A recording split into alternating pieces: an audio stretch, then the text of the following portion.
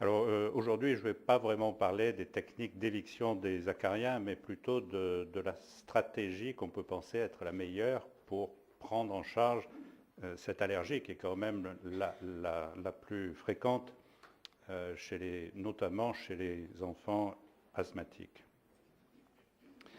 Alors on a des arguments d'ordre clinique et épidémiologique pour penser qu'il y a une relation entre l'exposition aux acariens et les maladies allergiques respiratoires. Comme il est dit sur cette plaque, c'est par exemple le fait que quand les personnes allergiques aux acariens sous forme de rhinite ou d'asthme vont dans des logements mal ventilés, pendant le week-end par exemple, ils sont plus gênés que quand ils sont en ville. On avait montré aussi avec Daniel Verbloot, au début des années 90, une relation entre le taux des allergènes acariens chez les asthmatiques allergiques et leurs besoins en médicaments anti-asthmatiques.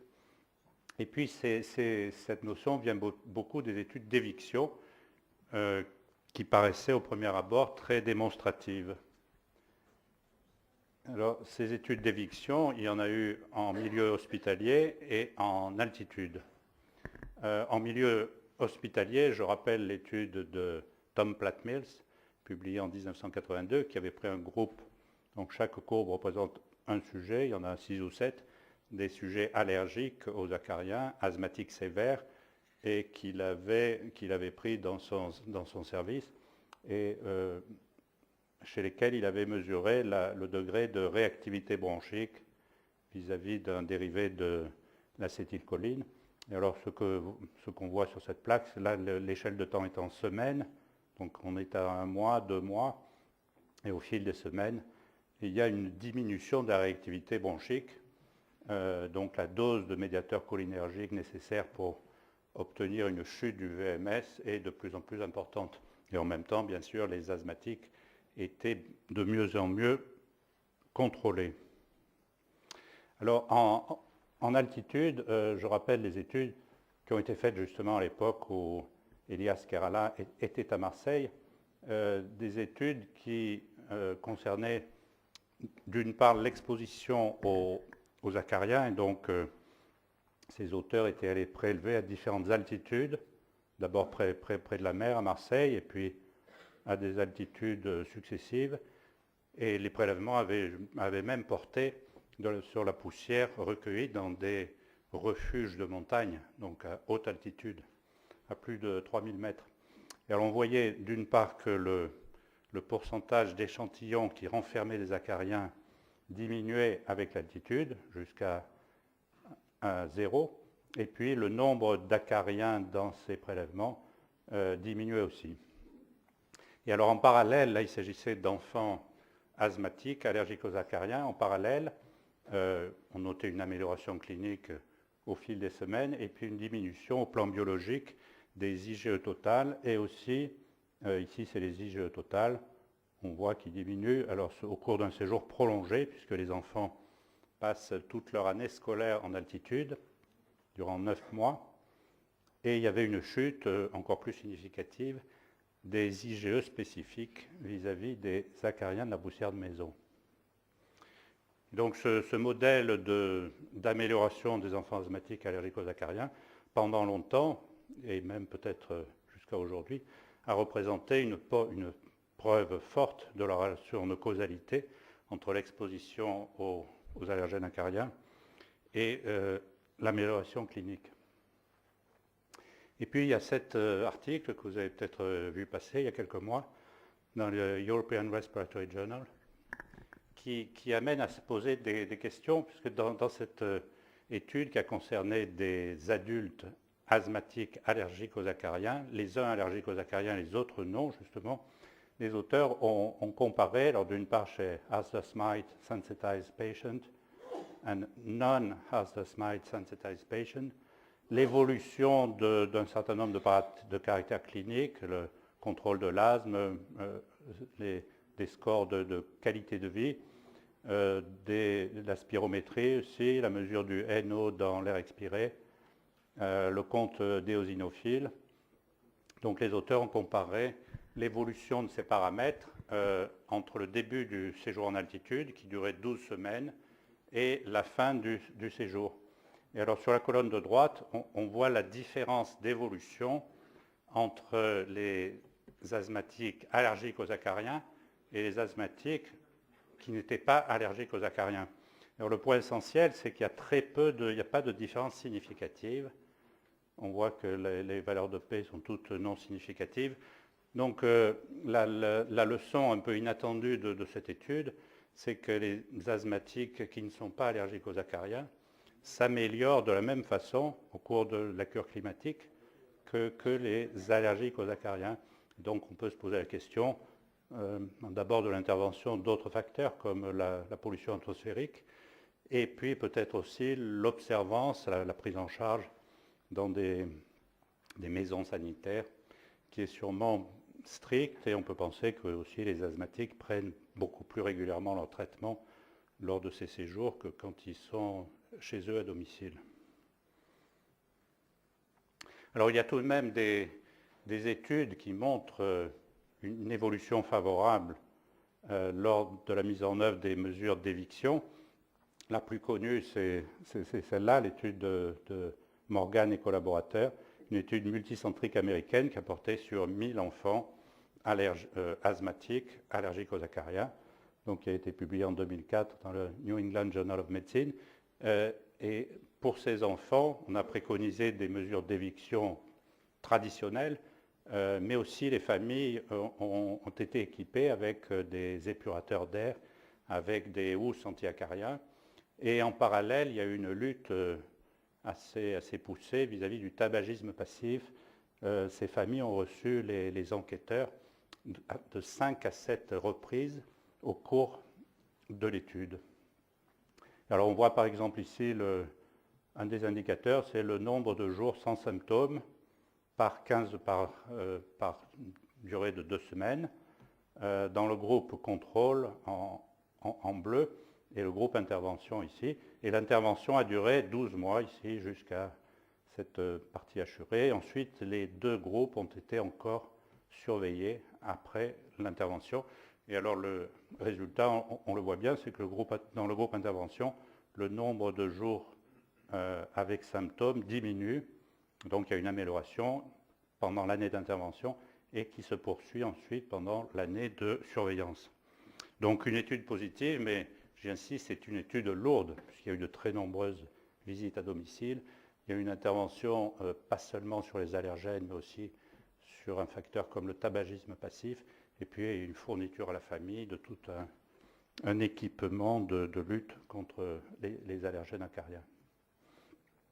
Alors, en contrepoint, il faut rappeler les études Cochrane, Evidence-Based Medicine, qui, elles, au contraire, jugent de façon assez négative toutes ces interventions, puisque vous voyez là, en ce qui concerne la rhinite allergique, on dit qu'il n'y a pas de preuves concluantes pour dire que les mesures d'éviction sont efficaces. Et pour l'asthme allergique, c'est la même chose. Donc pas de conclusion positive vis-à-vis des mesures de lutte anti-acarien. Alors je veux rappeler aussi le GINA, la dernière version du GINA en 2012, qui reprend le tableau de Kustovic, qui a beaucoup travaillé à Manchester sur ces questions. Et sur ce tableau, on voit les différentes mesures qu'on est habitués les uns et les autres à préconiser à ces patients allergiques aux acariens, enlever la poussière, mettre des acaricides, enlever la moquette, mettre des housses anti-acariens, mettre des filtres. Et on voit que pour toutes ces mesures, dans la première colonne, quelle est l'évidence que ces mesures font diminuer le taux d'allergènes acariens? La plupart du temps, elle est nulle ou elle est faible. Il y a quelques études qui sont en faveur, mais la majorité ne le sont pas. Et quand il s'agit de chercher evidence of clinical benefit, la plupart du temps, presque toujours, il n'y a pas d'évidence de clinical benefit. Donc tout ça est assez décevant, un peu désespérant, il faut bien dire, pour les pneumologues intéressés en allergologie. Et alors, on peut se demander pourquoi le résultat clinique n'est pas meilleur, alors que dans la plupart des études, en tout cas, on observe une diminution de l'exposition aux allergènes acariens suite au programme d'éviction. Alors, un premier point, les enfants sensibilisés aux acariens ne sont pas obligatoirement allergiques à cet allergène. C'est vrai que ce n'est pas facile de faire un diagnostic clinique d'allergie aux acariens. Il y a quelques éléments, les enfants sont mieux à l'extérieur, ils sont mieux en altitude, ils sont gênés quand on fait le ménage, mais enfin, ce sont des critères qui ne sont pas faciles à recueillir, et probablement dans les études d'éviction, il faudrait recommencer à faire des tests de provocation aux allergènes pour voir si vraiment cet allergène joue un rôle important.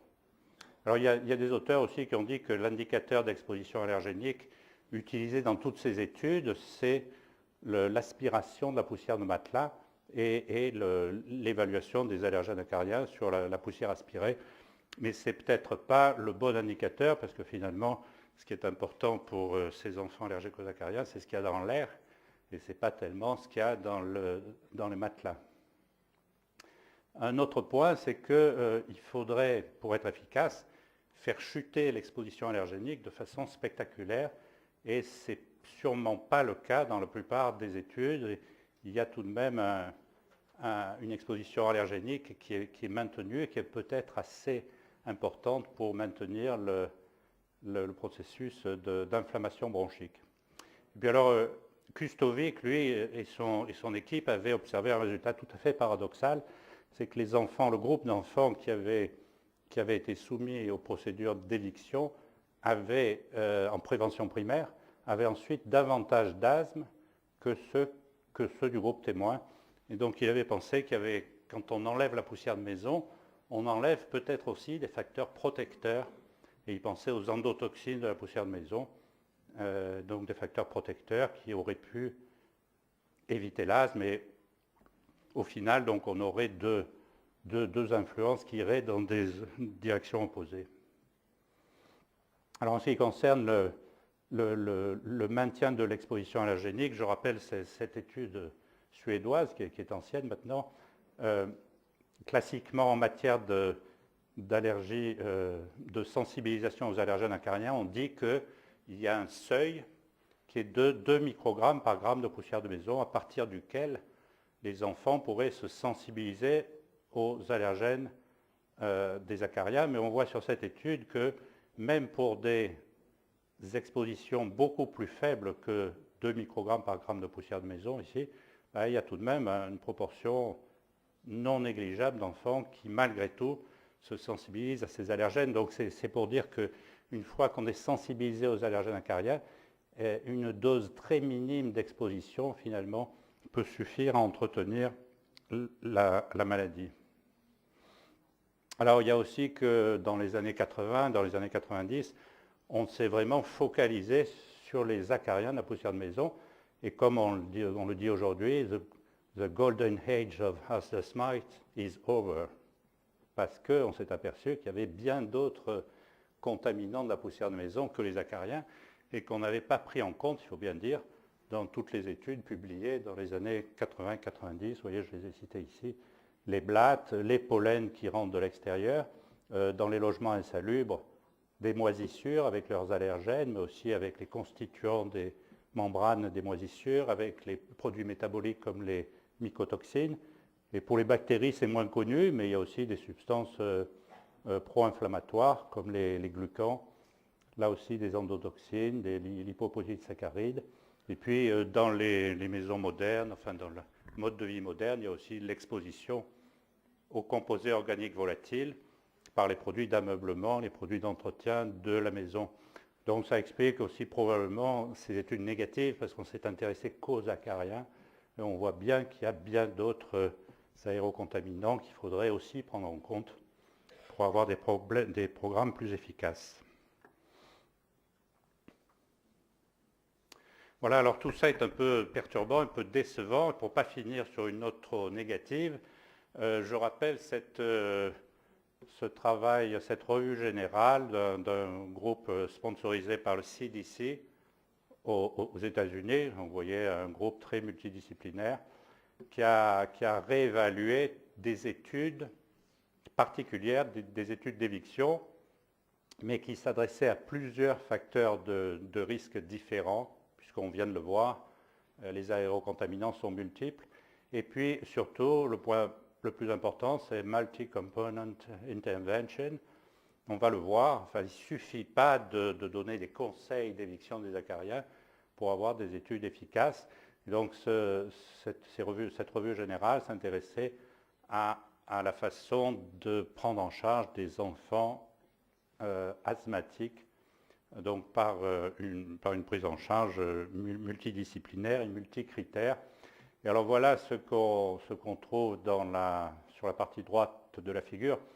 Bien sûr, il faut faire une évaluation des aérocontaminants du domicile, c'est évident, mais il faut aussi proposer des remèdes, des mesures d'éviction des aérocontaminants qu'on a trouvés, aussi une éducation environnementale de la famille pour savoir comment minimiser l'exposition.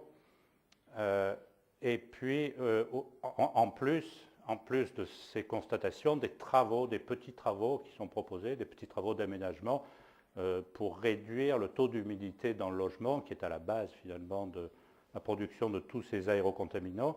Et il y a même dans ces études positives un programme d'éducation vis-à-vis de l'asthme qui est associé à l'intervention environnementale. Voilà, et donc il y a un certain nombre d'études dans la littérature qui ont suivi ce type de protocole. Elles sont listées là, il y en a 7 ou 8.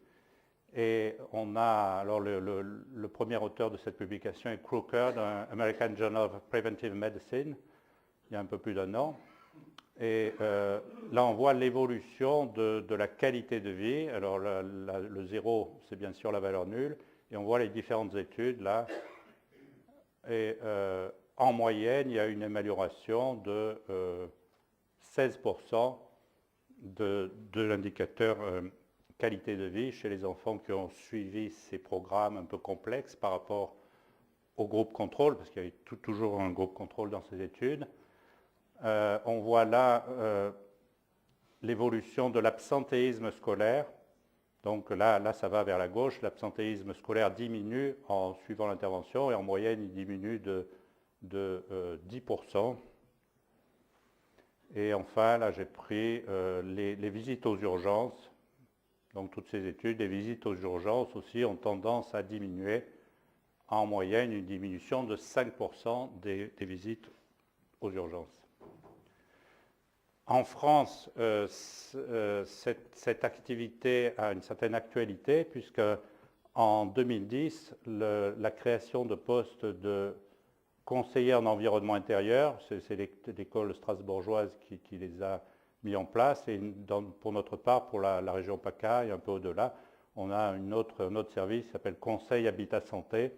Et donc le ministre de l'Environnement de l'époque, Chantal Joanneau, a annoncé en 2010 la création d'une quinzaine de postes de personnes qui se rendent au domicile justement pour faire une évaluation environnementale. Et actuellement, s'est mise en place une étude de validation de l'intervention de ces professionnels au domicile des patients pour voir d'abord si ça marche et ensuite si d'un point de vue économique c'est rentable en évaluant les dépenses de santé, éviter les dépenses de santé directes et indirectes comme l'absentéisme scolaire ou l'absentéisme professionnel.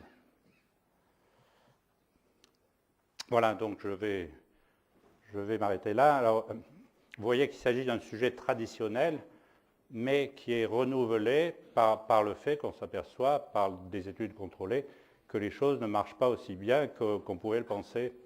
Et finalement, l'éviction, pour être efficace, doit prendre en considération l'ensemble des aérocontaminants. Je vous ai montré la longue liste des aérocontaminants domestiques. Et il y a bien d'autres aérocontaminants biologiques et puis des aérocontaminants chimiques aussi dans le logement.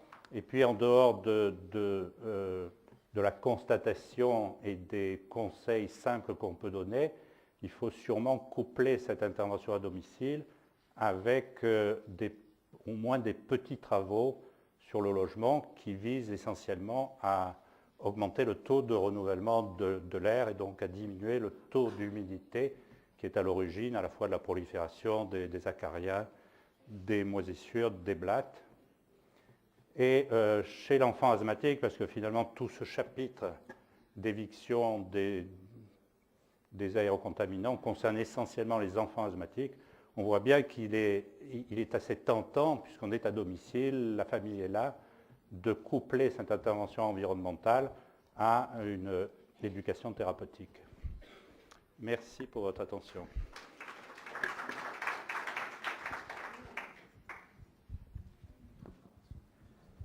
Merci, cher ami, pour cet exposé simple et qui nous complique un peu plus les choses. Si vous avez des questions à poser, vous pouvez poser des questions en anglais aussi, il n'y a pas de problème. Merci, c'était un thème très intéressant. Je voudrais une question pratique pour les sprays qu'on utilise pour éradiquer, pour l'éviction des acariens, ou bien pour les machines qu'on utilise électriques pour l'éviction des acariens. Quelle est leur efficacité? Alors les acaricides, vraiment, on ne les préconise plus du tout. Ils sont en vente libre dans les grandes surfaces, on peut en acheter en spray ou en poudre, mais en tout cas chez l'asthmatique, il n'y a aucune étude qui montre un bénéfice. Donc ça, c'est déjà un premier point. Et puis, d'un autre côté, on a de la réticence à mettre des produits chimiques dans le lit d'enfants asthmatiques, parce que ces produits sont pour la plupart des modificateurs endocriniens. Et donc, je crois que c'est vraiment, leur temps est passé maintenant, il n'y a plus de raison de les prescrire. Et puis, en plus, ce sont des acaricides, mais qui n'ont pas d'effet sur les allergènes acariens. Et donc, ils sont vraiment peu attractifs. Et les épurateurs d'air, alors ont peut-être un certain intérêt dans l'allergie au chat, puisque l'allergène chat est véhiculé par des particules de petite taille, donc il reste longtemps en suspension. Mais pour les allergènes acariens, c'est vraiment peu intéressant, parce que les allergènes acariens sont véhiculés par des grosses particules qui tombent au sol, et donc ils ne sont pas en suspension dans l'air, et donc on peut guère attendre d'amélioration de l'utilisation d'épurateurs d'air. Mais c'est vrai que les industriels font une grosse pression auprès du corps médical pour la prescription de ces appareillages. Avec les facteurs multiples qui sont impliqués, M. Charpin, est-ce qu'il y a un intérêt à faire le test de provocation, comme vous l'avez cité seulement, test de provocation aux acariens? Ben, je crois, enfin autrefois on l'a utilisé dans les années 80 et 90 et puis c'est tombé en désuétude, mais je crois oui qu'il faudrait y retourner justement pour bien cibler les enfants à qui on va proposer ces mesures d'éviction pour être sûr que l'allergène acarien est bien l'allergène qu'ils craignent, parce qu'il ne suffit pas d'avoir des tests cutanés vis-à-vis des allergènes, ça c'est très fréquent. Mais ça ne veut pas dire que les acariens sont vraiment impliqués dans l'histoire naturelle de la maladie. Donc, je crois qu'il faudrait revenir à des tests de provocation. Et la mesure à prendre à ce moment-là, c'est là où Dr Khairal a justement soulevé ce haut-là qui fait qu'on est un peu davantage perdu. Donc, que faire lorsque on aurait un diagnostic plus précis? Est-ce qu'il y a une mesure qui fait une petite différence? Est-ce qu'il y a deux mesures qui font une petite différence?